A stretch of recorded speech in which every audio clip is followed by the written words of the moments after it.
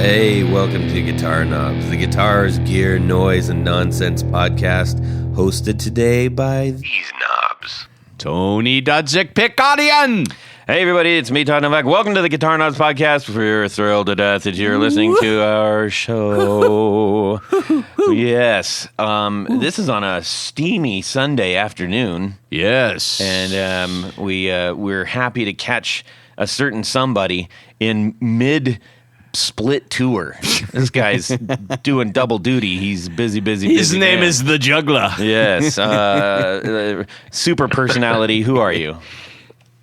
It's me again. It's Jack Bates from Smashing Pumpkins and Peter Hook and the Light. Nice. Peter Hook and the Light. Boy, I can't wait to see that show again. I loved it. I absolutely loved it. Soon, next week. Yes. Oh my God, it's Next week. That's bananas. I got a heck of a week coming up. Oh boy. Well, if you're one of those guys where your week starts on Sunday, I guess it's this week. Yes, it is. I count it as this week, not next week. Mine starts on Monday, so I'm still in next week. Okay. But maybe I'm weird. And you're calling from Manchester, England. Manchester. That's home sweet home, right? Yeah, I'm sitting in my house talking to you. Nice. Okay. It's a very, very boring Sunday evening, and now you've just livened it up. So Oh, fantastic. Yes, at least for a little bit. And then you're going to be looking for the escape. Yeah. And, Oh my God, why did I do this? You don't have any people with headphones telling you, come off this way, this way, this way. Yeah. I'd probably about 25 minutes so I start hovering over the leave button. Yeah. Well, we're going to have a good time. We're going to catch up on these two tours that you were doing. One of the few people that aren't just like quote unquote hired guns and who sit way backstage by the drapes and everything. Yes. You're a key personality in both of these things, and it's pretty cool. Well, and for those who are listening, anybody who's hearing this is listening. Tony. For those who are listening, oh God, this is the third time's a charm for Jack. Yes, this is number 3. Trick. So he has been. Yes, that's a better way to put it. Thanks, Jack. Yeah. Yeah. But for those who want to go back and catch the earlier episodes, yes, the first appearance was episode number 329, August of 2023.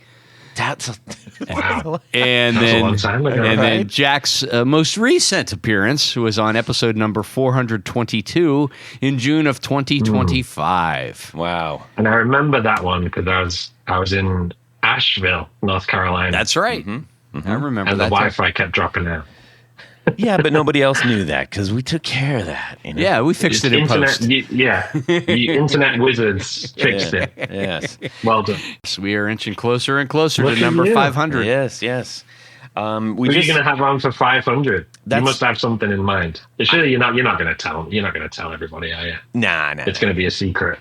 Anyways. You got to get somebody good. 500. Yeah. Yes. Pressure's on. I know. Michael Anthony actually is going to be. Oh, that'd be great. That would be. But he will be using his hotel real name. Yes. Or his real name. Well, which is his real name. Do me a favor. If you get Michael Anthony on for show 500, let me phone him. Will do. Oh, deal. All right. Okay. Because I just want to compliment him on his hot sauce. That's it. Gotcha. I got it. Well, I'll make that happen. I'm in real tight with that guy. So, Yep.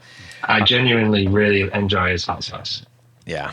It's crazy. When you're gonna have to come out with something like a porridge. I know. Or something. Oh, porridge. Well, yes. Everyone loves my Jack Bates Yes. porridge. Yes.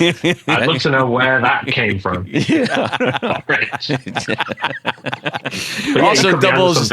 Also doubles as wallpaper paste. Yes. Yeah, exactly. Yes. Multifunction. Yes. Yeah. Anyways, where can people go to? Well, I guess you need tickets for both of these shows. So go check them out. Peter Hook and the Light touring the U.S. right now. Yep. And then Smashing Pumpkins, if you ever heard of them. Who? They're starting up in, was that October? We actually start on September 30th in Columbus. So I'm assuming that you will be there. That. Yes. Ooh, do tell. Special. Yes. How did Columbus get so lucky? Yes. Damn it. I'm going to wear my opera gloves. I specified that we must start in Columbus so that I would have something to talk about to you. Jack, on behalf of the people of Columbus, I want to thank you. Indeed. You're welcome. Indeed. Okay, well, we'll get rolling on this. Tony, announcements? I do not have any announcements this week. Okay. I have some announcements. We are still working feverishly trying to sort out the guitar giveaway. It pains me to say that because, well, the world makes it very difficult for us to do. Not the world, but not the world. Entities, yeah. So, and at the same time, it is a protective measure for schmoes like us, so that we don't get railroaded by shysters who are trying to capitalize on people giving away stuff. I'll leave it with that. Or get ultra rich on the giveaways. Yes. Yeah. So more to come on that, but we're already starting to gear up for this other big thing that we've got going. I mean, we're back to back on this. Yeah. So we'll have some awesome stuff for that we'll be rolling out soon. We've got a giveaway next week. Oh, yes. Which I'm very excited to talk about with the author Chris Gill. And that's kind of it for now. Other than go out and see some shows, people. There's a lot of shows happening. Daggone it. It's that time of the year. It absolutely is. And while you're out seeing the shows, buy some merch. Buy some merch. Yes. Do that. Not that used merch. Get it from them. Yeah. Go to the official stands. Yes. Okay, let's get on. What's going on in our music world this week? Tony is going to lead us off. We're going to check in with Jack next. Well, as you and I discussed earlier, here in beautiful Columbus, Ohio, we had a massive storm blow through. I was without power for 3 days. A tornado. Yeah, well, they're still claiming straight line winds, but whatever. I know everybody in Kansas is like, excuse me? You call that a tornado? Yeah. Yeah. So I didn't get a lot done at the shop, but I did, I was able to keep up with emails and things thanks to our immaculate 5G network. You got to do a lot of reading. I did a lot of reading. And one of the things that's really cool, this is... the title's right there at the top. It says I understand. Guitar World. I'm looking for the date. They always hide the dates on these things. This is the October. It's the October 2026 Guitar World. Yes. Here we are in August. Yes. So kudos to them for getting it out. That's why they call it a medium. More like a large. Deep cut. But anyhow, there is an outstanding article in actually Paul McCartney's on the cover. And what's cool about this, most people know Paul McCartney for his prowess on the 4-string bass, right? On the bass. And the bass. I'm going to play on the bass a little. Well, what the heck? It's my Liverpudlian accent. Oh, man.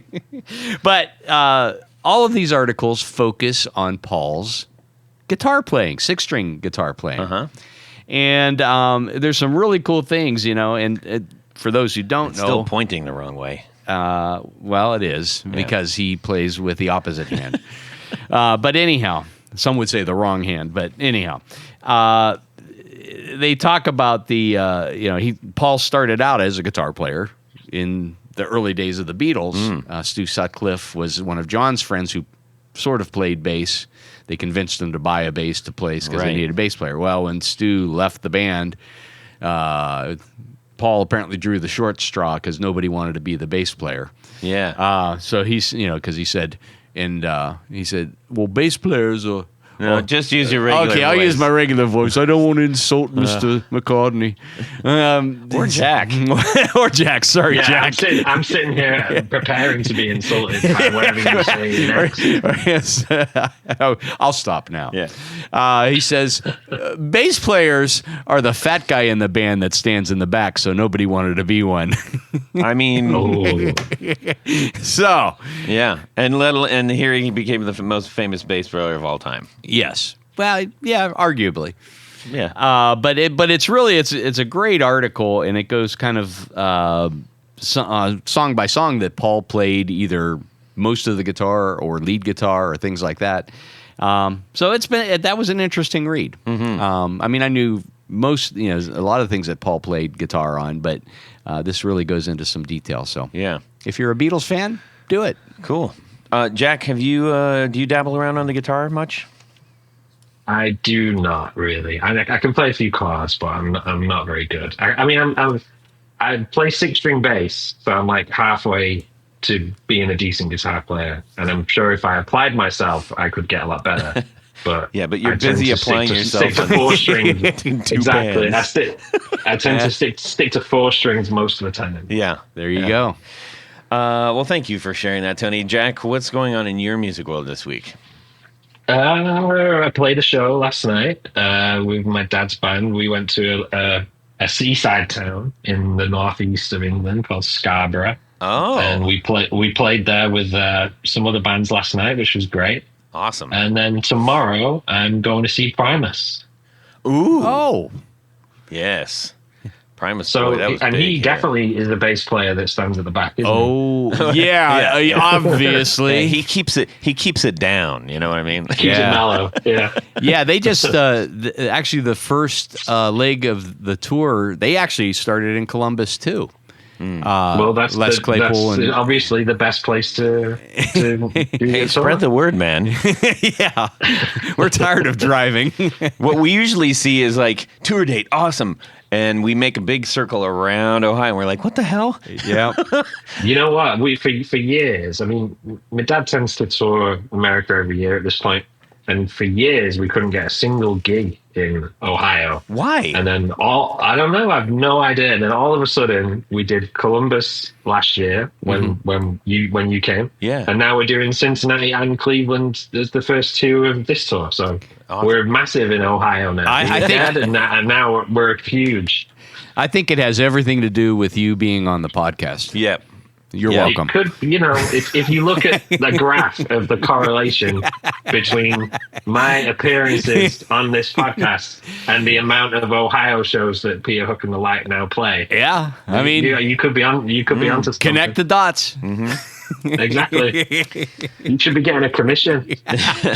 Yes, our lawyers are in touch. Yeah, we'll be in touch. Yeah. Mr. Todd, what about you? Well, we had an outstanding time. I'm going to say this weekend because this was technically scheduled earlier last week. Yes. And then we went to the thing. Yes. So I'm counting this as last week, but Okay. we went to the Midwest Pedal Fest. Midwest Pedal Fest.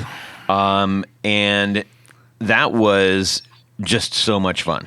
So where was the Midwest Pedal It was in Fest? Detroit. Rock City? Detroit, That's Rock the City? one, Detroit, Rock City, our near neighbor. And this was put on by Alec Breslow from Mask Audio. Yeah. And Zach Sherman from Audio Cultivation Project, a recent guest, actually. Yes. These guys really put on a great show, and I want to thank them deeply for the people that were there. Yeah. It was a great mix, and also for letting us crash the party too. Because when I found that out, I was like, hey, I want to get in on this. Mm-hmm.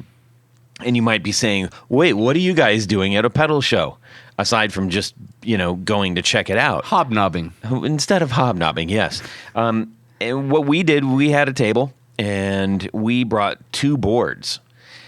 It was a lot of fun. We had 4 guitars. 4 guitars? Yeah, 4 guitars 4 there. guitars, 2 from Reverend. Right, and 2 from Reverend. 2. We had the electro, the black and gold sparkle electro that Tony and I kind of put together. And the Gullet. And then one of Chase Gullet's guitars. Yeah. And also thank you to Reverend for lending us those. We actually got one of those sold, so Yeah. we'll be waiting for the mail, I guess. Yeah. Just email if you need our contact information. Yes, tax ID and all that stuff. And I just wanted to share what was on the board. Tony, you can throw in any color as to how everything went, but I think it's worth mentioning because the whole point is we wanted to show up and have builders who have been on the show either all time or kind of within the last year-ish. Yeah. And we were looking to put together a couple boards that sounded very good together, and also going through the Valaton GP5 because it was a silent show. There was no amps. Thankfully. Yeah, and wanted to make sure that that they sound good. Not everything sounds good when you put it through digital. It just doesn't. That's true. And so I wanted to make sure that everybody had the best experience they possibly could. Board number one. This had 2 tiers. The first tier was the drive tier, and the lower tier was the time tier. On that board was the Whitman Audio Wave Collapse, the Radio Wave Effects Nervous Energy, the Footloose Effects Zeros, the Non-Human Audio Kimchi, yes, the Hangman Effects Dagger, Aye. and Eavesdropper Dr. Square. On the time level of that board, we had the Normal Audio Decay Cascade, Yep. the OC Pedal Co. Laguna Beach, the Sketchy Sounds Old Tapes, Yep. and the Wonderful Audio Technology Ancient Echoes. That also gave us really good range of types of time and types of drive. Yes. And on board number 2, we had the Dr. No Gold Skull Fuzz. Hello, Dr. No. Thank you so much for this, because I'm telling you, everybody came up and said, what is that, and can I play it? Yep. We had the Reeves Daughterboard Darlington Flyer. Marcus, hello. Yay. We had the Hello Sailor Effects Abbey Road Fuzz. Hello, Sailor. The DevTech Audio Soft Drive. You can say good day or something silly. Good day. The SoundLad Liverpool Scran. Yes. And the SoundLad Liverpool Sketchy. Yes. And the Hello Sailor Butterfly Delay. Yep. Now, that board was all UK, Europe, and Australia. So everybody that's not here. And we did try to make sure that all the ones that we included were also not at the show. Yeah. We had such a great response to these pedals, and I'm so grateful that all the builders that we've had on the show that have left us with these, that we can continue to get them out in front of people. We just sent out another 4 at the door box, so that was loaded with a whole bunch of pedals that we're going to be talking about of people who've been on the show. It was great fun. Now, Tony, any color on that experience? Well, what I thought was great is, first of all, there was a lot of foot traffic from people coming in to visit. Yeah, which was kind of shocking, I got to be honest. Yeah. I mean, we're in the middle of outside of downtown with no signage. And, but I mean, if you're from Detroit, you probably know where the Majestic is. So yes. I mean, but the other part of that was, not only was there a lot of foot traffic, but there were enthusiastic people that wanted to try things out. Some people brought their own guitars. Some picked up some of the guitars we had there, and they some people spent a lot of time. Yeah. I mean, a half hour or so. And that black and gold electro was very popular, I might say. It wouldn't have been as popular as my Fire Glow one, but Todd wouldn't let me bring mine. We should have a choice off next time. Yes. Anyways, continue. We'll post that. Yeah. But it was also great to say hi in person to a lot of people that we've only talked. That was awesome. For everybody that we met for the first time, you guys were so gracious, and we really, really appreciated shaking hands and putting faces to listeners, and it was great. And we got a whole bunch of new listeners too. Yeah. And so, that was, I mean, that was one of the most, I don't want to say surprising, but the thing that felt best is when people would come up and say, hey, I listen to you guys all the time. You know, we're big fans. And that's, we don't know that. Yeah. I mean, we can look at the numbers of downloads and things like that, but it's really cool when we have people that actually... Numbers are nothing compared to the actual people. Obviously. And I got a pick guard job out of the deal. Not bad.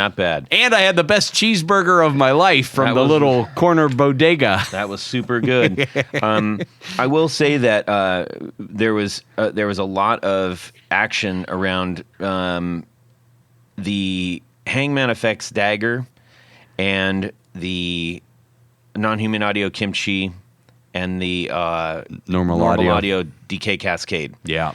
I guess like everybody played everything, and we didn't hear anybody say word boo about, like, oh, I don't like this pedal or anything. So what was cool is seeing them literally go through every single one. Yep. And obviously the gold skull fuzz, because everybody's like, I gotta know what this sounds like. So we really appreciate everybody letting us make that happen. Yes. Okay. Now, and we'll be back next year. yes, and you know what was best? As I needed a lot of Tour Gear Designs patch cables. That's a lot of pedals, Tony. I don't know if you knew that. I saw a lot That of is pedals, two and I full saw pedal a boards lot worth. of cables. A lot of cables. So Tour Gear Designs patch cables made that happen, and we If one were to want some Tour Gear Design patch cables, where would one go? tourgeardesign.com. I see. Yes, and load up your cart. Load it up. Do all the research. You're going to love what you're seeing. Put it in there. Hit pay. Don't worry. That is when you're going to get your coupon opportunity, and you're going to put in what, Tony? I would put in the guitar knobs, all lowercase, all one word. Right, and you're going to save 15%. Did you say 15%? I did, and they're going to get their lickety split by the kind people in Canada. Yes. Thank you so much to Tour Gear for sponsoring our 4 on the floor that we're not having today. Let me get a little bit of this.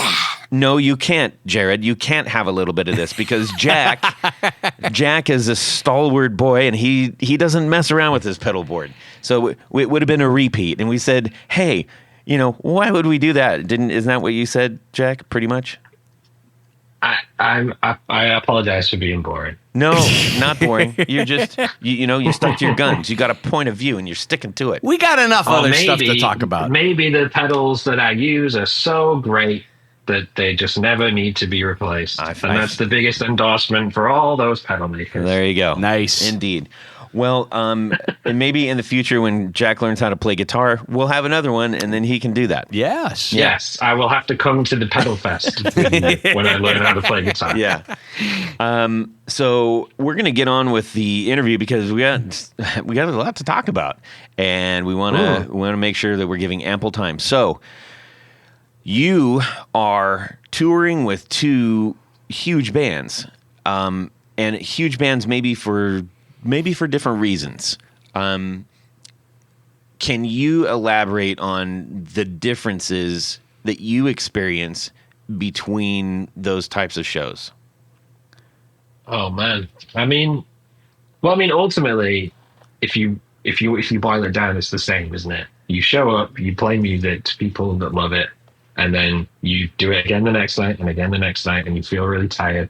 And then you get to the end and think, wow, what just happened? And that is the same that's the same for both bands. Obviously, it's a bit different when I play with my dad because it's, you're on tour with your dad. And some people might think that would be weird, but it isn't weird. We have a great time. That's awesome. And it's interesting because with my dad's band, I have a lot more sort of responsibilities that aside from just playing the show. So like I'm in charge of all the merch and I'm in charge of all the social media and there's stuff going on every day, even on days off. UPS have lost that box of whatever. That's not going to be at the next show, and I have to spend 3 hours sorting that out on a day off. That's not his job? It's my job, unfortunately. So there's, at least when I go off with the Pumpkins, I tend to be more focused on actual bass playing. Nice. Whereas with my dad, it's kind of, you get to the point, where you're 5-6 shows in and you can kind of play the show without thinking about it. Yeah. And all the time when I'm up there, I'm thinking, I wonder if that merch is at the hotel. and that tends to be my thought process on my dad's tours because the merch overtakes everything. Yeah. Well, so next time if he's I feel like I'm a merch man who can play bass. Yeah. You got the gig as a bass player because you were really good at selling t-shirts. Yeah, exactly. Yeah.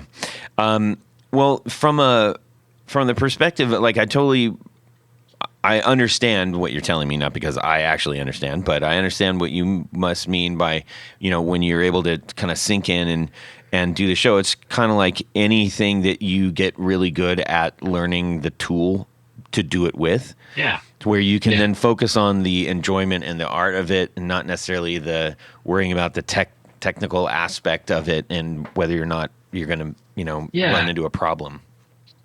Like when you come to see that Pumpkins show on the first night of the tour in Columbus, I will be completely and probably inside a bit of a nervous wreck because it's a new show.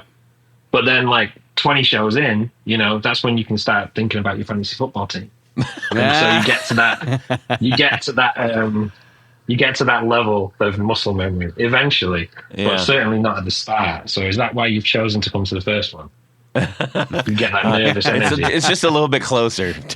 And we want to see if they put you out front at the merch stand. We want to see you sweat. Yeah, we want to see you sweat. Maybe. Yeah. I spend most of my time out front arguing with venues about commission. So maybe I'll start doing that as well. Oh, man. So when you are... Okay, let's put you back on stage, and now you're at the point where you're not, worrying about like the changes and, like, oh my gosh, Jimmy's losing his mind over he's going off on, how am I keeping up with Jimmy or whatever.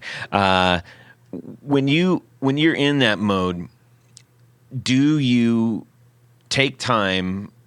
And I guess that's framing that up wrong, but take time to do it. But tell me about what it is like when you are actually looking out. Do you start to like look for people singing along or catching eye contact, or is it just a total blur? No, you can definitely you definitely get the vibe of certain people. Like obviously the way the lights are pointing at you, you can't see everybody, so you can kind of only see like the first maybe 7 or 8 shows of this massive 7 or 8 rows, I should say, of this massive arena. And there's always someone who's really enjoying it, and you pick them out, but there's always someone who looks a bit miserable, and then that kind of throws you off. Do you know what I mean? Right. Like last night, literally, I was playing the show with my dad last night, and there was a guy in the front row, like right in front of me, leaning on the barrier with like his head in his hands, and he just looked like he didn't want to be there. Oh man! And everyone around him was loving the show, and I was just looking at this one guy and thinking like, Can you go do that at the back? Because you're kind of throwing me off. Is this terrible? Am I doing something wrong? It's just weird. I don't know. Yeah. I mean, it's every show is different for stuff like that. Yeah. And there's always like one person who you think is sort of giving you evils, and then 2 rows behind them there's someone who's completely losing their mind. So it's just. Yeah, I can see you. Don't worry. Maybe not if you're at the back, but I can see you. Yeah. Has that ever like actually thrown you off to where you are now going, oh crap, I've lost my place or whatever? The last time it happened was actually I could see that a fight was about to break out. It's when you can sort of see the build up. Yeah. And obviously like we can see that better from the stage than the security people or whatever. And I was thinking like, this is going to kick off here like any minute. And then it did. And I just completely did the worst bum note you've ever heard because I was just looking at this fight. So that was quite distracting. But yeah, we actually had to stop playing so they could go in and sort it out. So it was a bad one. That was in America somewhere. Oh, well, that figures in. That's about right. Shocking. I have another question for you, and then we'll start talking some more technically bits. But I'm fascinated by like what it must be like to be on the stage on one hand with somebody that you have spent your entire life with, playing songs that people have literally heard their whole life, that are monumental. And right now I'm talking about, Peter Hook and all of the Joy Division and New Order songs. And I guess not necessarily versus the Smashing Pumpkins, because you can say the same thing, but it's a slightly different thing. I'm just curious, like, how does that factor into like your mindset at all? Like as you're playing? Yeah. No, for sure. Yeah. Because if you think about someone like my dad, he's in his 50th year now of being a musician. Yeah. And so that entails a lot of music. And I'm keen for us to not fall into the trap of just playing the same ones. Yeah.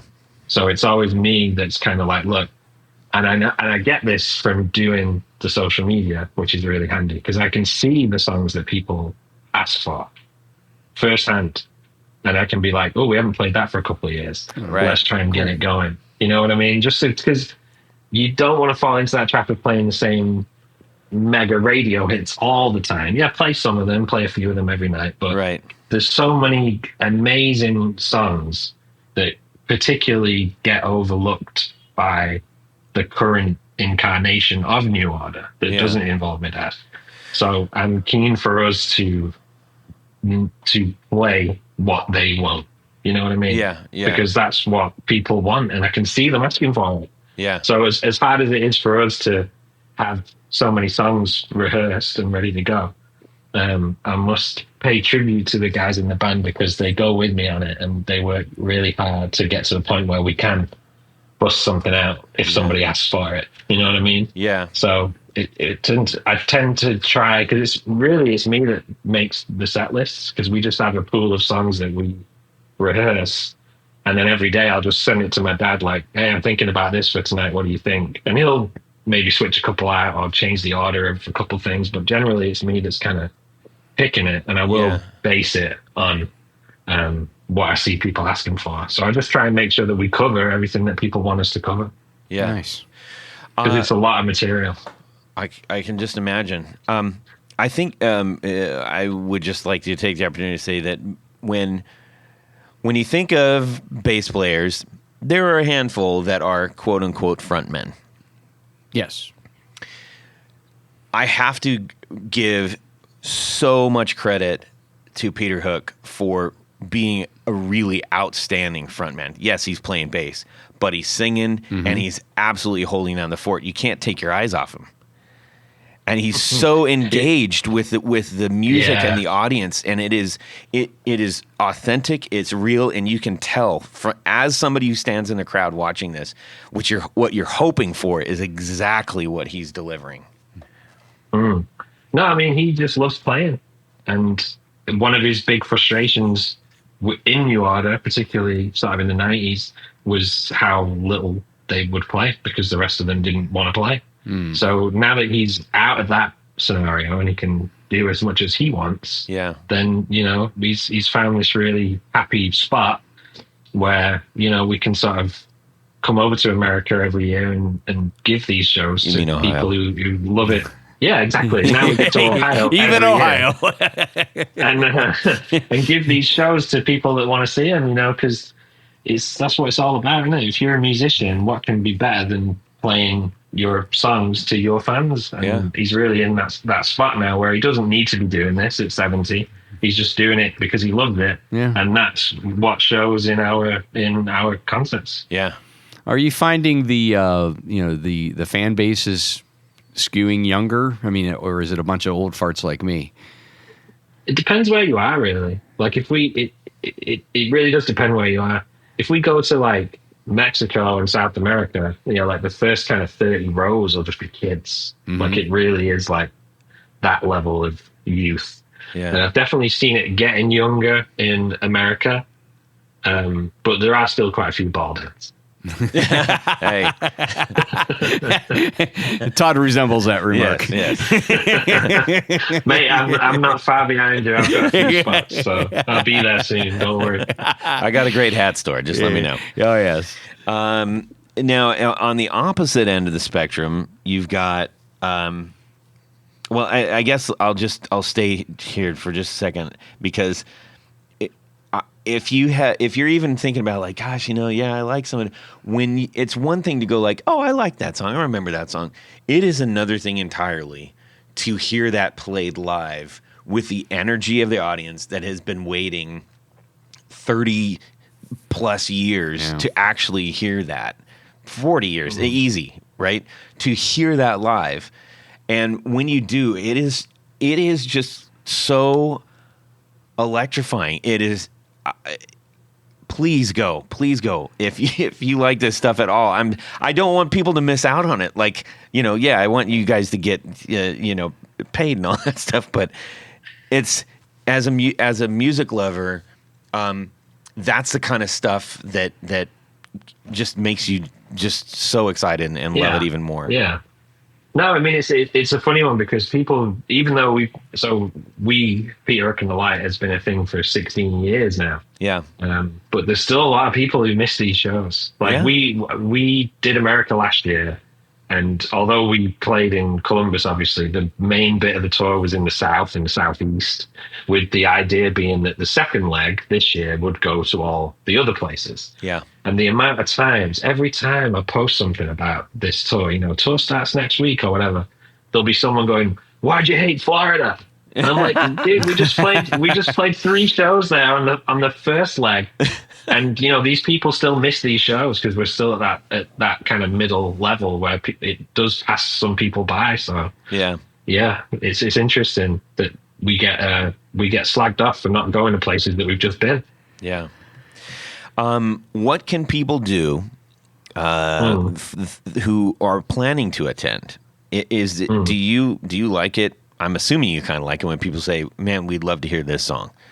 You encourage that, or you're like, Yeah, no, I encourage it. Yeah, I encourage it because, like I said, it's me that does the social media, so I see all these messages, Right. and I put the notes in my phone. So someone messaged me today, like, "Oh, they messaged the band page. They don't know it's me. I guess they do now." And he was like, "My 12-year-old daughter loves Dreams Never End, which is the first song off the first New Order album. It's like, is there any chance we can play it in Houston?" So then I'll make a note in my phone, like, "That's let's awesome. try and do it. I'm so Houston. glad you do that, man." Yeah. And, we're not going to be like, there's no way I'll be able to remember, "Hey, Dad, you need to dedicate this song to whoever." Right. I just feel like when They'll it know. happens, they'll know, and then that's kind of cooler. And then they get to look like a hero, which is super cool. Yeah, exactly. Because they can be to all his friends, "I sent a message like 3 months ago asking that. I can't believe they did it." Yeah. So I think that's cool and shows like, we're all in it together, aren't we? Help us pick the tunes. Yeah. That's what it's all about. Because really, this tour, it's the same tour that you saw last year. So we're playing the Get Ready album, which came out in 2001. It's so good. So it's the 25th anniversary this month. Actually, the Toronto gig will be on the 25th anniversary. Wow. So That's we're cool. touring that album. We play it in full. It's only 50 minutes because some people complain like, "Oh, that's not my favorite album," or whatever. It's like, dude, this is like, treat it like the opening band. You know what I mean? Yeah. And maybe you'll love it. And then we just come out and play like 90 minutes of mixed classics. So all these songs are in contention for the second half. I don't know if this is an unpopular or popular opinion, but I think Get Ready is an absolute banger of an album. I really, truly like that album. I've got, a whole bunch of other ones, but that one to me feels, it just feels very progressive, and you can hear it's just, it's different enough, but it's still locked into like, oh, now I know who this is. Yeah. I mean, there were some big singles off it that got a lot of radio play at that time, like Crystal and 60 Miles an Hour, and they're great songs with great bass lines. Yeah. And I mean, my dad's thing when we started in 2010 was to work through his whole career and play all the albums chronologically. And it is a happy accident that we've got to Get Ready at the 25th anniversary, which is really weird. Yeah. But this album in particular lends itself really well for us to play it. Yeah. And I think that really comes across because there's been a couple of others that we've done where I've thought like, this is good and I'm proud of what we're doing. But then when I play this one, I'm like, this is great. Yeah. And it really works well for us to do it in our sort of configuration. Yeah. Is there any particular Peter Hook and the Light song that you're doing in the thing that is maybe particularly harder to play than others? You know what? Some of these ones on Get Ready are hard and took a while for us to get them because there's so many on the record. There's so many bass lines all going at the same time. Like my dad will be playing 2 high riffs and then there'll be a low riff that he put underneath and then there'll be like a synth bass, and it's just trying to figure out what you can do because you want to play as much of it live as you can. Yeah. And so trying to figure out, well, obviously the advantage being that we have 2 bass players, but trying to figure out who plays what and what plays what where and trying to figure all that out was really difficult for this album, but we got there in the end. Yeah. Okay, I'm going to put in a request. It's not for a song, but I'm going to put in a request because I would, now there might be publishing issues here, but if you guys did a live LP of just, one of the shows or a collection of the shows where you just captured, the live sound and all these fantastic songs that either we're very familiar with and love or are not and are wildly intrigued because of the energy. That's my request. Mm-hmm. Okay. Make it so. Yeah. Well, we actually have just put out a new live album from this tour, so people should check that out. Wait, are you really? Yeah. How did I not know this? I thought you were like setting me up to plug it. No. You genuinely didn't know. That makes it more natural. And I try to stay as plugged in as possible to new releases. I did not. When did you put this out? Let me think. God, please when did don't it say come last out? year. No, it was this year. It was like March or April.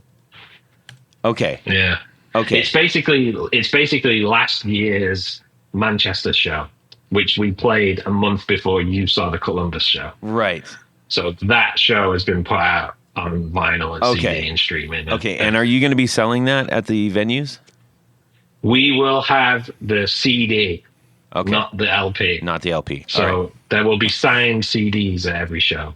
It's a triple CD set, but there will not be the vinyl. So if people want the vinyl, they can get it online. Yeah. Okay. Well, I'm doing that as soon as the vinyl just gets damaged so easily on tour that it would just be heartbreaking to bring all that vinyl for it to get damaged. And it's heavy and expensive. Exactly. Yeah. So we will have CDs, and it's up on all the streaming stuff now. So you in particular should go and check it out. Yes, I'm gonna get one. Are you kidding me? On the what next, are the odds of this happening? On the next printing, could you dedicate it to Todd?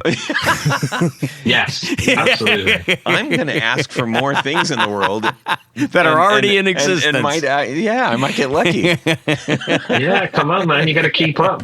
I don't know how I missed that. I love that you genuinely missed it. That wasn't a bit. I know it wasn't. I honestly, I was like, I would really, really love that. Yeah. No, well, literally, yeah. So the show we did in our hometown, obviously last year, is up now, and that was a month before you saw it. So it's only a year old. Wow. It's just come out in April, I think.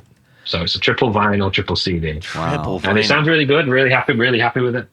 The Get Ready tour live at the Victoria. Oh man, there's only 3 left in stock. What the what?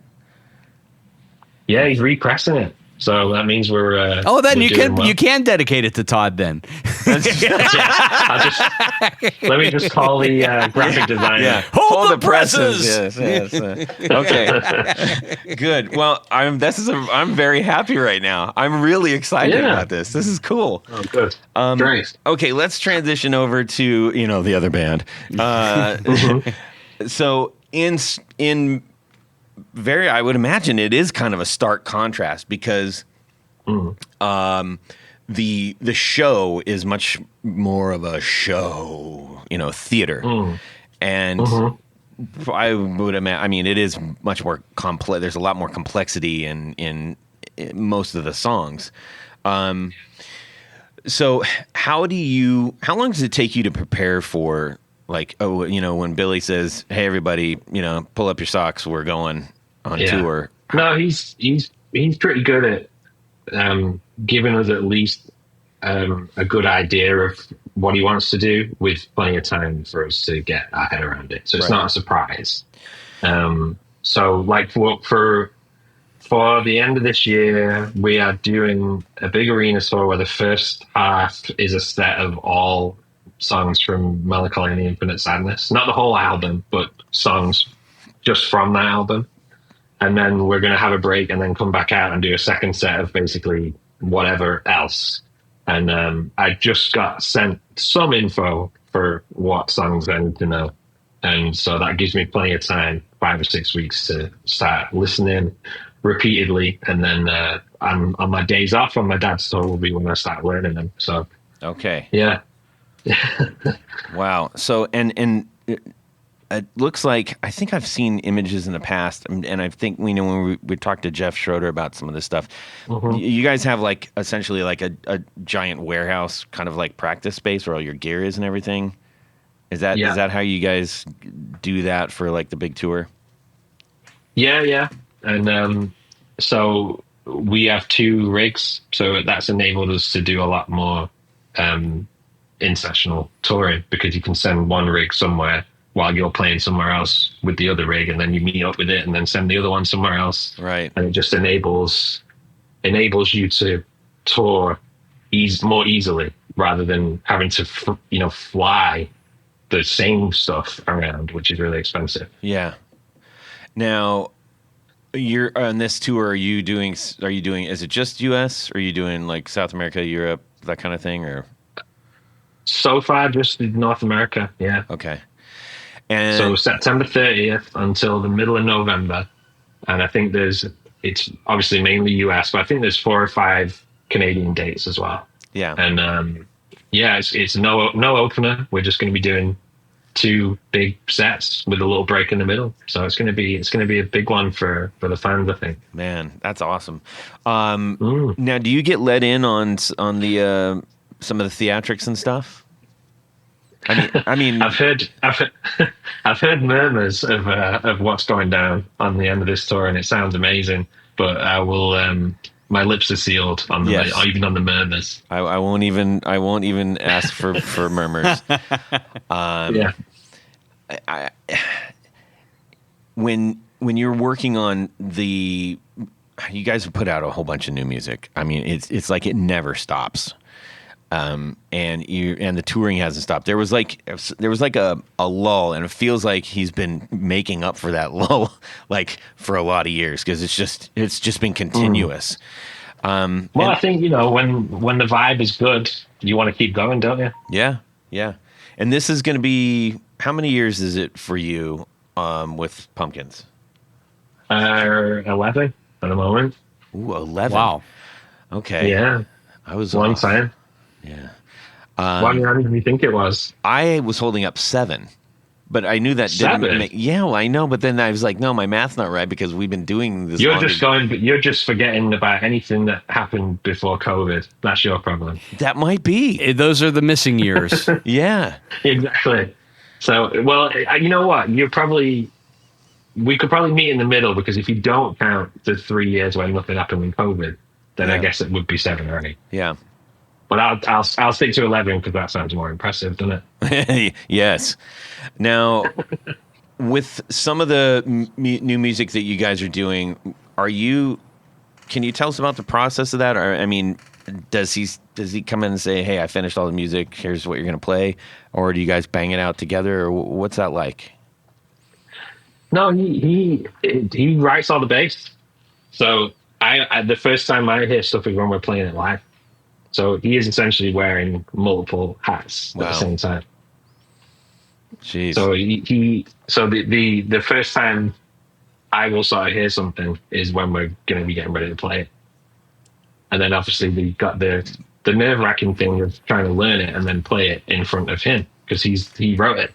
Yeah. Yeah. And you're like, dude, this is what I think you're doing, but can you show me if I'm wrong? Have you ever been in a position where you're like, we're gonna have to do something different here, man? A couple times, yeah. Yeah. Where I'm actually like, mate, you're gonna have to show me this bit, because it's too hard for me. Well, and his hands are like as big as like pumpkin pies, right? I mean, He's an amazing bass player. Jeez, he really is an amazing bass player. So with your dad, you're using, I think you said earlier, both 4-string and 6-string basses. And you're with the Pumpkins, you're using primarily 4-string, right? Yeah, only 4-string. Yeah. Okay. Do you have a follow up for that, Tony? Yes. Which do you prefer? He's going somewhere. I don't know. It was 6-string freak me. It still freaks me out a little bit, 6-string, but it sounds great. The way my dad uses it, I don't really hear a lot of other stuff where I hear 6-string bass and think, wow, that sounds amazing. I don't know. I don't want to. I'm not like slagging anyone off who plays 6-string bass. I don't know. I think the way my dad uses it is what makes it cool. For me. Yeah, It freaks us out looking at it too. I got to be honest. Yeah, that's a lot of strings on a bass. I think it freaks a lot of people out because a lot of the time they think that what they're hearing is lead guitar, but it isn't. Yeah, I mean I was just going to say. I mean, he plays a 6-string bass like a guitar, basically. I mean, that's exactly. That's what makes it cool for me. I've got a lot more comfortable with it now, but it still freaks me out a little bit. Yeah. But they're great. We play these old vintage Shergold Marathon 6-string basses, and they're very rare. So every time one comes up, we try to buy it. Are you because they can be quite unreliable just due to their age. So you've got to really look after them. Do you take any of the Eastwood version, Peter Hook or Hooky bass? I was just going to ask that. I beat you to it. We do.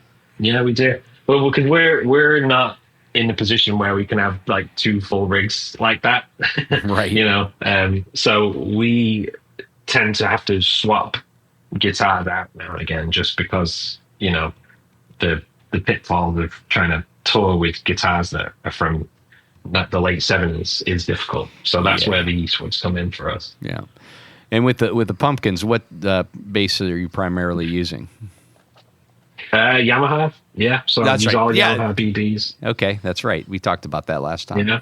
Yeah. So I've got my dad's signature bass in there as well now, which is really cool. Cool. A couple of through necks from the 80s. No, it's the Yamaha BBPH, which came out. Okay. 4 or 5 years ago. Yep. So I've got one of those in my Pumpkins setup. I got a couple of old BB1200S through neck Yamahas, and then all the rest of them are BB734A, which are great guitars, and they're not expensive either. I'd really recommend them if anyone's looking to buy a really good but not that expensive and really durable guitar. They should check them out because they're under $1,000. Yeah, I'd have to do anything to them when I bring one into the Pumpkins world. It's ready to go. So Yamaha can't recommend them enough. Super solid stuff. Yeah, they make really good stuff. Yeah. Well, let's talk about some more of the gear. What strings are you playing? Do you play the same across the whole board, or you mix it up, or what? Yeah, no, the same across Ernie Ball these days. I used to use clear tone, and then I switched over to Ernie Ball. So I play Ernie Ball 110 to 50, slightly heavier. Yeah. And then when I'm playing in drop tunings for the Pumpkins, we use a 130 for the low string, which is like playing a telephone cable. Yeah, I was going to say that's piano wire there. Yeah, but he sounds really good. Yeah, so all Ernie Balls, just slightly heavier gauges. Yeah. And with the Pumpkins, are you still doing everything pretty much through in-ear, no amps on stage, everything's under? Everything's in ISO cabs, either like at the back or underneath the stage. Yeah. So if you stand on our stage, you'll hear the amps kind of through your feet. Yeah, you'll feel them, but you'll be hearing mainly drums. Yeah, because we're getting everything through our in-ears, and the fact that everything's in ISO cabs and individually mic'd up means that the in-ear sound is so clear. It's amazing. It's like being in a live album every night, which is really cool. That's neat. That's neat. Mm-hmm. Okay, and I'm trying to channel all the bass nerds. What kind of picks are you using? What kind of picks? Jim Dunlop, 1mm Tortex. Wow, only one. Mm. I'm a little surprised at that. I would have thought it'd be heavier. No. I like it to have a bit of give. Yeah. Okay. All right. That's good. That's good. We can accept. Judges accept that. Yeah. All right. Now with your dad, I'm assuming you're using a standalone rig. What's your bass amp of choice? Well, we use Ampeg V4B heads and cabinets, but when we tour America, we hire backline everywhere.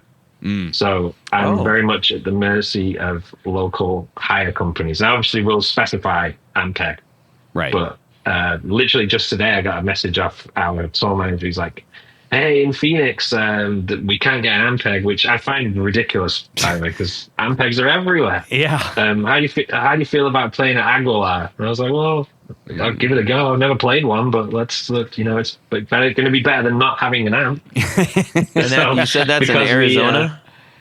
Yeah, we can't get an Ampeg in Arizona, so there must be. You got to hit Drew up. He's got everything. Actually, that's a good point. Yeah, I mean, honestly, like that. Yeah, I seriously would actually try to get. That is a good point. Him. Yeah, it's interesting. I mean, because we just travel with guitars and pedals, and like drum pads, just that kind of stuff. Yeah, and then we hire our entire backline in every place, which saves a ton of money.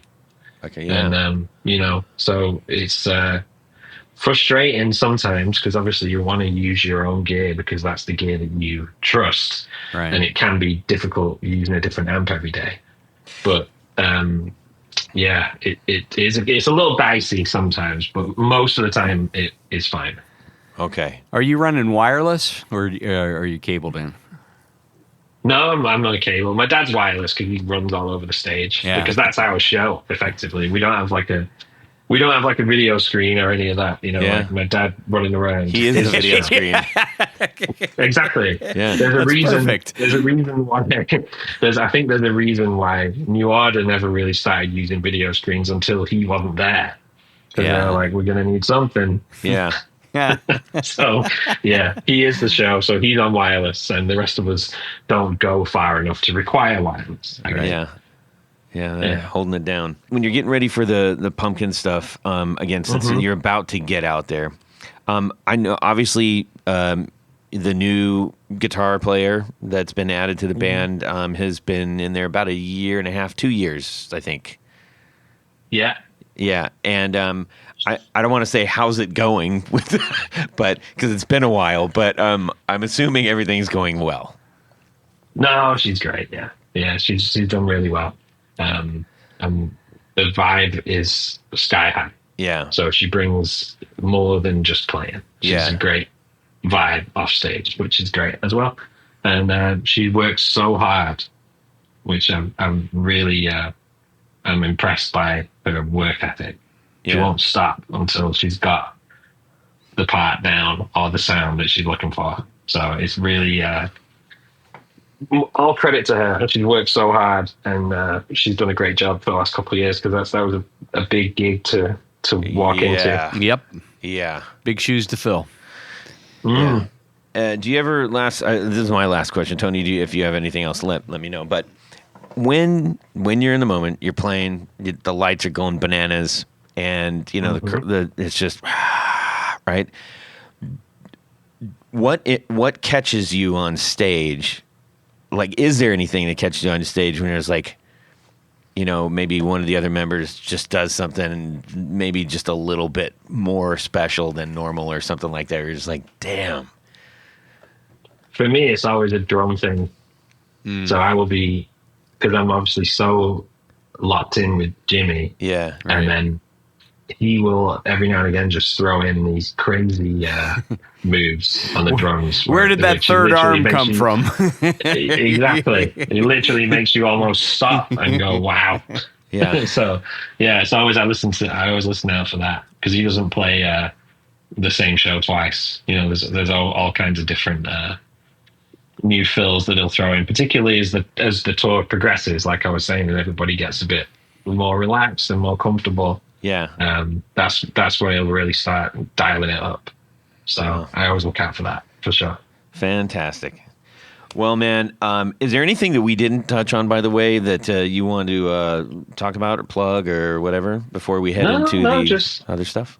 No, all good. Just that if people want to come and see a great show, they can come and see us, or they can come and see the Pumpkins, because I can guarantee that they will both be amazing shows, and I can also guarantee that I will be very frazzled at the end of it. Yeah, I can imagine. It's going to be an interesting 3 months for me, just in terms of like the amount of stuff I've got going on. So I'm looking forward to the challenge. Yeah, should we say? That's good. All right. Yeah. Well, Tony, Yes, Todd? I think there's a little something we're going to do right now. Oh, you know there is, I Todd, know. because at this point of the show, there's a little something. Would you rather? You were saying? I was saying before I was rudely interrupted by Jared, this is a segment called Would You Rather? Yes. It's the game show that's sweeping the world. Yes, we had to fight about this one, Jack, because we both came up with, I think, good ones that were fitting. But mine is better. Okay. Okay. That's the one we're going with. All right.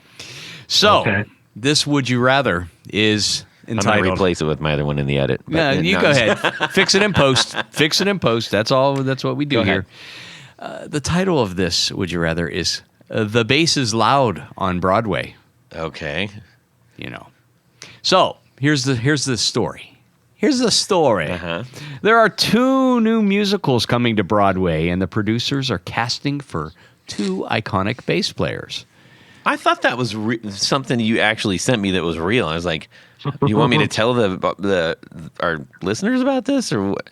No. Okay, that was I didn't know. You didn't tee it up, man. Did you not see the YWR at the top that I sent to you? No, I saw the title. Okay, anyways, go ahead. So the first show is called What the Ramones the Musical. You get to be Dee Dee Ramone playing classic Ramones tunes fast and loud. Your rig is an Olympic white P bass with the black guard and maple neck. Yeah. Straight through 2 Ampeg SVT 8x10 cabs. Uh-huh. But Or there's no but? there's no but. Oh, This okay. is a Would You Rather. All right. The second option, Yes. the second show that's coming, Uh-huh. is called P-Funk, the musical. You get to be Bootsy Collins playing funky Parliament Funkadelic jams. Your rig is the star-shaped space bass through a Mutron 3 envelope filter into an Ampeg SVT. Okay. Now, we're working under the assumption that by divine intervention, you are given the ability to know all the songs and play all the songs Yes. just like so. Through, whatever. Right.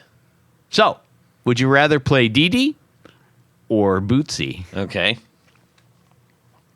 Well, go ahead, Tony. Should I go first, Todd? Yes. Okay. Well, I think both of these would be fun to play. Of course. That's why you chose them. Yeah, exactly. This is why I wrote it Yes. as such. But I do have to say, if I had to choose between these two, I think it would be a hell of a lot more fun to play Dee Dee Ramone. Okay. And if you listen to a lot of the Ramones stuff, it is it can be a little tricky, and it's fast, and it's loud, Yes. and you have to yell 1, 2, 3, 4 a lot. Yes. So that's my choice. I'm going with Dee Dee. Okay. And let's see, Jack, what are you doing? I would agree. It would have to be DD for me. It's just more my vibe. Sure. I go through phases where I listen to funky stuff like that, but I think I would look so ridiculous with that bass that it would have to be DD. Not to Anyway, mention the star just for that. sunglasses too, right? Watch out. I might be able to pull those off, but I think I'd look ridiculous with that guitar. But then again, that could be a reason to pick the other one. Yeah. Maybe you can AI us up an image of that. Yeah. Please. I had a funky baby. No, I think it'd be DD. Yeah. Yeah. All right. Okay. Todd? I mean, I got to do the same thing. Okay. Yeah. I mean, that's a. I expected you to be more of a P-Funk kind of guy. Nope. And you know what? I'm going to do something unprecedented. What's that? Let's do the other one too, because they were both tailored for Jack. Okay. Okay. So, And it's they're similar in nature, I think. who sent this one to us? I sent this one. Oh, I made you this came up with this. I came up with it. Okay. But Wait. we have it. Would you rather? Just to remind everybody, it's another one. Yeah, I like that we got that again. Yes. Part deux. I'll speak French. Yes. Okay. You've been asked to perform as a spotlight on bass at NAMM 2027 with one of 2 drummers, but it is not your main genre of music. Uh-oh. Yeah. So, Do you want me to do the alternate? Let's do all three. What? Let's do all three. What was that? You gave me an alternate one, too. Oh. Yeah, let's do all three. We're going to do all three, since Jack is going to answer this. So, Jack, here are your choices. This is the first time ever. I'll have you know that, Jack. And it's mainly because you came out with a live album at my request. Yes, and you're going to dedicate you're going to dedicate the new pressing. Yes. So, here you go. Do you choose Nate Smith of the Fearless Flyers, arguably solely responsible for the modern dead drums movement? Dave Lombardo, who is the godfather of a speed double bass drum, or from Slayer, or Danny Carey of Tool, monster of mathematical polyrhythms. Ooh, it'd have to be Danny Carey, wouldn't it? I don't know. You have to answer the question. Danny Carey. Danny Carey. Yes. All right. You know what? I've always liked Tool, and I always appreciate it, but it wasn't until I saw him live where I was really blown away by Danny Carey. So any chance to even just to meet him, I would be very, very good with that. But there should probably also be a fourth option for me, because after the last time I went to NAMM, I said I'd never go again. So that would have to be the fourth option of not going at all. You'd say no because you said you'd never go again. Yeah. Well, Yamaha might not be so happy with that, and that's no. But it's just I don't know what it is. It's just just the million people playing at once. I just can't get my head around that. Yeah. No, it was driving me. It was driving me insane last time, and just the amount of steps you have to do. I was like, oh my god, I can't do this again. Indeed, but I'll do it for the sake of your hypothetical scenario. I appreciate. Well, that. If you go, if you do decide to go, we can put you in touch with a wonderful dumpling shop that that we feasted at. Just about every day. Yes. That was good. Pretty spectacular. I think maybe I'll say I'm going to come, and then when you come to meet me, I'll just be at Disneyland. There you go. Yeah. Well, we need to thank a few people before we let Jack get back to sleeping.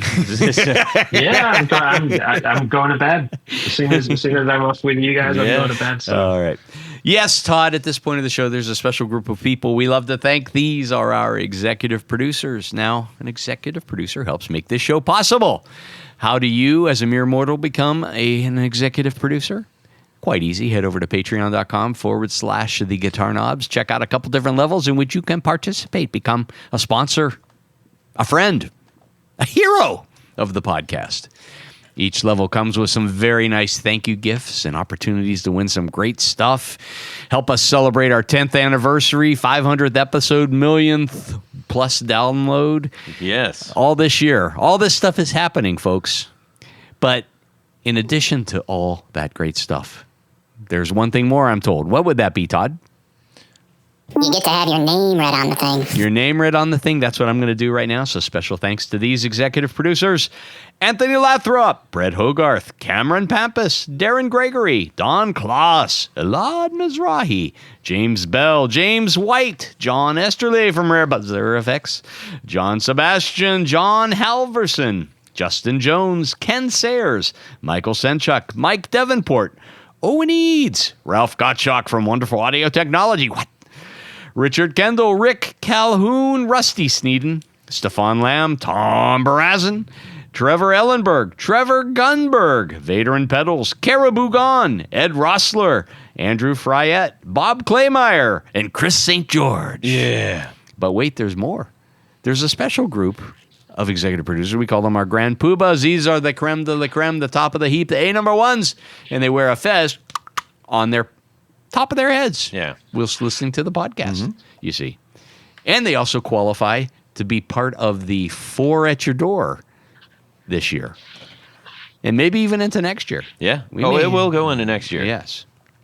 So special thanks to these Grand Poobahs: Anthony Gemalero, Billy Spitfire Unlimited, Bob Crouch, Brian Robison, Cody Foster, David Kaminga, David Tyndall, Enrico Fernando, Fox Hill Studio, Gregory Randall, Hex Matos, John Williams, Martin Cliff, Matt Hart, Michael Van Zant, Michio Murakishi, Moon Guitars. Yes.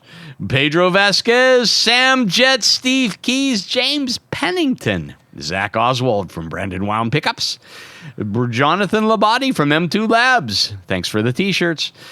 Ty Barnes, James Castellano, Kenny Howes, Michael Coward, and Uday Ram. Yes. Thank you. Thank you, one and all. We cannot do it without you.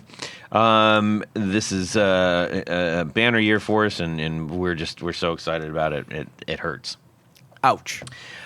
Jack, we need to say a colossal thank you to you for joining us, for spending more time with us. Thank you for having us.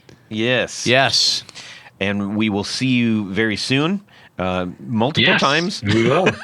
Where is it? Am I seeing you in Cincinnati or Cleveland? Yeah. I can't remember. We play so many Ohio shows that I'm losing track. Yeah, no, I'll see you there in Cincinnati for sure. And if Cincinnati, first one. Okay. Yeah. And if people You're want, coming to the first one of both tours. Yes. Whoa. I want to see you sweat, man. Okay. Yeah. I want to see you at the merch booth. Yeah. Yeah. There's a theme here. You want to see me when it's awkward. You don't want to see me when I'm in full swing. Yeah. If people want to find out more about you, about the tours, where could they go?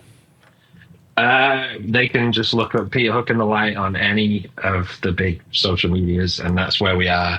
And peterhookandthelight.live is where everybody can get tickets for the tour, which starts on the 22nd for 5 or 6 weeks all over America. Nice. Bogarts in Cincinnati.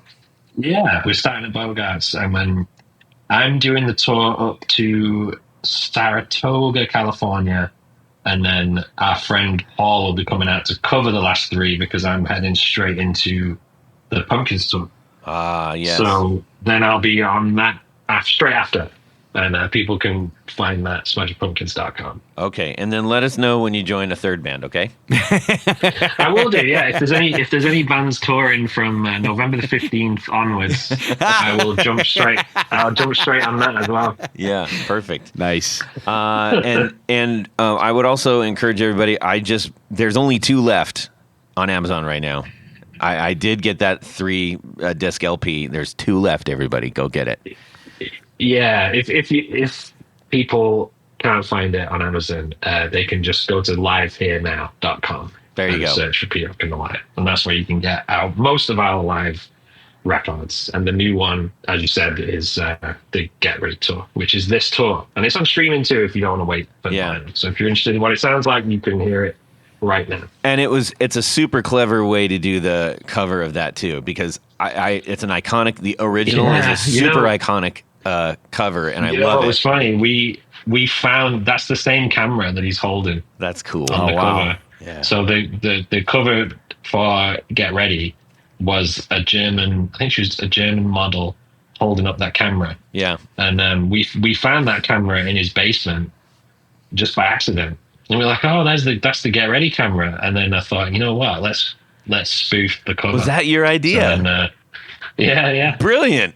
I love it. I took a photo. You know what? I took a photo in the basement holding up the camera, and it was a brilliant photo. Gosh, but it wasn't. So great. It wasn't high res enough to use for the cover because I'd lost like the original file or whatever. So we had to get a professional photographer to redo the photo. So it is not my photo, but it's at least your idea. So if the rest of the New Order want to sue us, I guess I just outed myself. Good. Okay, Tony? Head over to pickguardian.com. Check out the stuff that I do. What do? I make pick guards for guitars. How do you get one? You shoot me an email. Let me know what you need, what you're trying to do, what material you want, what pickups you're using, what guitar you have, all the info, and I'll make something special for you. Yeah. As Todd likes to say, it's your opportunity to make your guitar even more yours. Agreed. You can shoot me a DM on Instagram, or just at Guitar Knobs. Sorry, at Guitar Knobs, and we'd love to connect with you. We get all kinds of great little notes and stories from you out there, so don't hesitate. Just do it. I would also like to mention, as we have our 500th show coming up, we are going to be doing more giveaway stuff. And to all the builders that are out there that we've had on the show, or maybe that we haven't, if you'd like to get some of your stuff into the hands of people who absolutely love to listen to the show, let me know. I can make that happen, and it would be great. Okay, thank you all. Have a fantastic guitar week, and subscribe. Thank you. Thank you. Thank you very much. La la la la la la la. What's up, Jack? It's Tony. What's up? What up? What's up? Do you have an alias that you go under while you're traveling? I do not. You didn't. You know you what? haven't done that once. Not one time. I've always thought, oh, maybe that'd be cool, but I thought, no, you know what? I'd feel like a prick.